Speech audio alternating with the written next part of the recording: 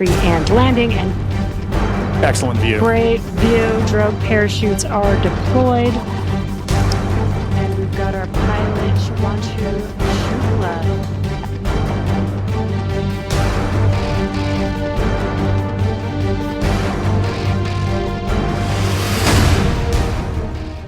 शुभांशु शुक्ला 3 अन्य अंतरिक्ष यात्रियों के साथ धरती पर सुरक्षित वापस लौट आए हैं।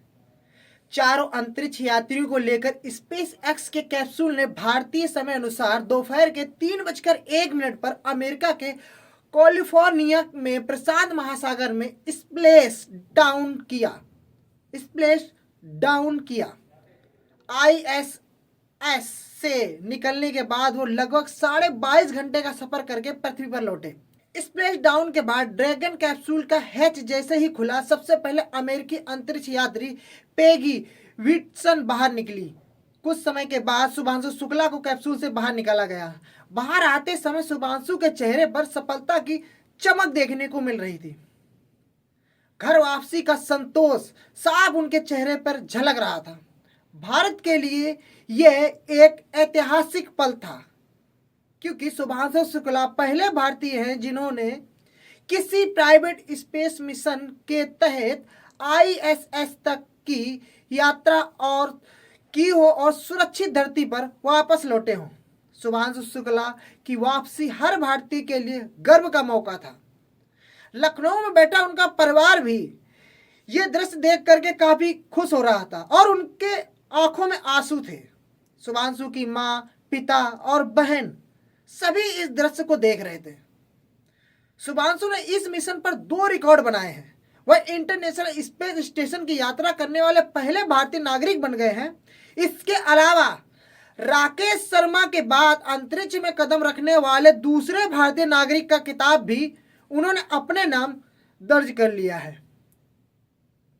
वहीं XOM-4 मिशन के ग्रुप कैप्टन शुभांशु शुक्ला और उनकी टीम सकुशल धरती पर वापस तो लौट आई। अब इस पर राजनीति भी शुरू हो गई है, क्योंकि कांग्रेस नेता उदित राज ने इस पर कुछ विवादित बयान दे दिया है। कांग्रेस नेता उदित राज का कहना है कि इस बार अंतरिक्ष में किसी पिछड़े या दलित को भेजना चाहिए था। कांग्रेस नेता डॉक्टर उदित नारायण ने अंतरिक्ष यात्री सुभाष शुक्ला की सफल वापसी पर एक ऐसा बयान दिया जिसके चलते नया विवाद खड़ा हो गया है। उन्होंने कहा कि इस बार किसी दलित, पिछड़े या आदिवासी समाज के व्यक्ति को अंतरिक्ष में भेजना चाहिए था। अपॉर्चुनिटी देने की बात है, तो जब अपॉर्चुनिटी दी जाती तो कोई भी जा सकता था। इस बार एक दलित या OBC को देना चाहिए था, क्योंकि पिछले बार राकेश शर्मा को भेजा गया था। लेकिन ये तो दलित और पिछड़े, इनको तो दिखाई नहीं पड़ते। जितने सेक्रेटरी गवर्नमेंट ऑफ इंडिया के हैं, जितने जजेस नियुक्त हो रहे हैं, या तो मतलब मीडिया के अंदर भी देख लिया जाए तो सारे एक ही जाति चरित्र के लोग हैं।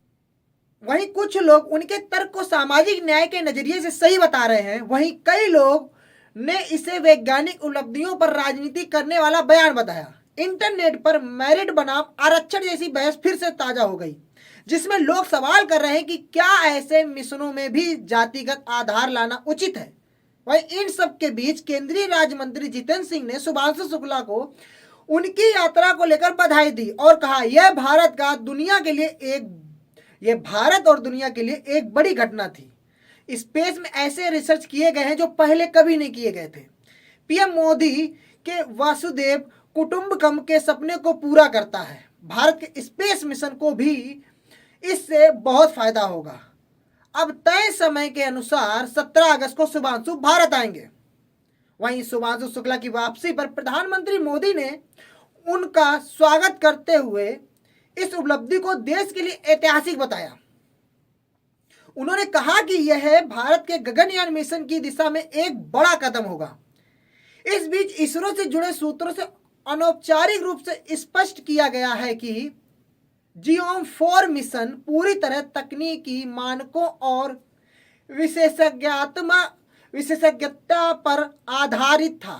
नहीं, जैसे मैंने कहा कि विश्व भर के लिए गर्व का पल तो ही है, लेकिन भारत के लिए विशेषकर एक बड़े ही आनंद का अनुभव है कि मां भारती का एक सुपुत्र सफलतापूर्वक अपनी यात्रा संपन्न करके वह घर वापस लौटा है और जो उन्होंने प्रयोग किए हैं वो अपनी तरह के पहले थे, चाहे वो लाइफ साइंसेज को लेकर के, चाहे मायोजेनेसिस मसल वेस्टिंग को लेकर के थे, चाहे वो ह्यूमन इम्पैक्ट विस यूज ऑफ इलेक्ट्रॉनिक गैजेट्स था, चाहे वो वहां सीडलिंग्स बीज उगाने का था, चाहे वो एक्सट्रीम कंडीशंस में लिविंग बींग्स की इंड्योरेंस को परखने का था। लेकिन कुल मिलाकर के ये जितने भी प्रयोग हुए न केवल भारत के काम आएंगे बल्कि समस्त मानवता के काम आएंगे। और जैसे मैंने कहा कि मोदी जी ने जो हमें एक कल्पना दी थी भारत के लिए विश्व बंधु की भूमिका की, आज उस विश्व बंधु की भूमिका की ओर बढ़ने का एक पहला संकेत शुभांशु के माध्यम से मिलता है। सर अगर हम बात करें भारत के स्पेस कार्यक्रम की बात करें सर, हमने देखा गगनयान में भी मैं सफल रहा था सर, अब आगे कैसे देखते हैं सर भारत के स्पेस कार्यक्रम को?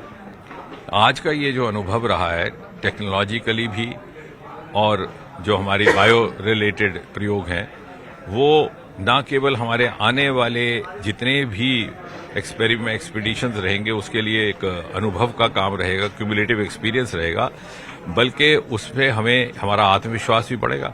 मिसाल के तौर पर गगनयान और गगनयान के बाद जो चंद्रयान होने वाला है जिसमें मल्टीपल डॉकिंग एंड डॉकिंग हुई लगभग सन 2027 में उससे, और अंततः जब 2035 में हमने कल्पना रखी है भारतीय अंतरिक्ष स्टेशन की, उसके लिए भी ये बहुत लाभदायक होगा। जो प्रक्रियाओं से आज गुजरे हैं शुभांशु, लगभग इस तरह की या इससे उम्दा अंजाम दी जाएंगी 2035 में भारत अंतर्राष्ट्रीय सर्विस स्टेशन में प्रवेश करते हुए, वहां से कूच करते हुए। सर मैं आखिरी सवाल जानना चाहूंगा, शुभांशु जो वो पृथ्वी पे आ गए हैं, भारत कब आएंगे वो?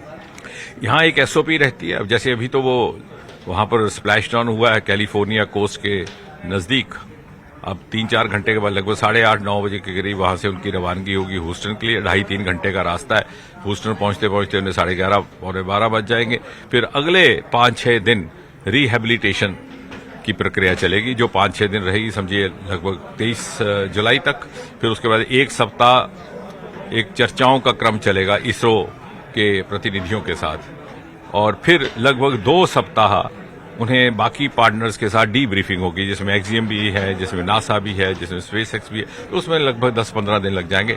ये सारे प्रक्रियाएं संपन्न होते होते लगभग 14-15 अगस्त हो जाएगा। उसके बाद उनकी वापसी की तैयारी होगी, और जैसे अभी शेड्यूल बनाया गया उसके अनुसार उम्मीद यह है कि 17 अगस्त के लगभग शुभांशु दिल्ली पहुंचने चाहिए।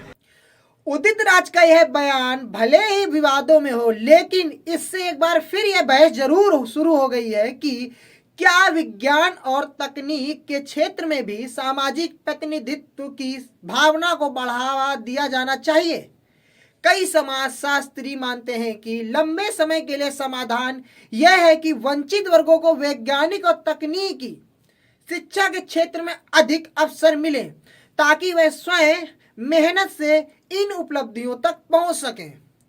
इसके लिए सरकार को स्कॉलरशिप, ट्रेनिंग और स्टेम शिक्षा में आरक्षित योजनाओं को और सशक्त करने की जरूरत है। आपको ये खबर कैसी लगी कमेंट करके बताएं।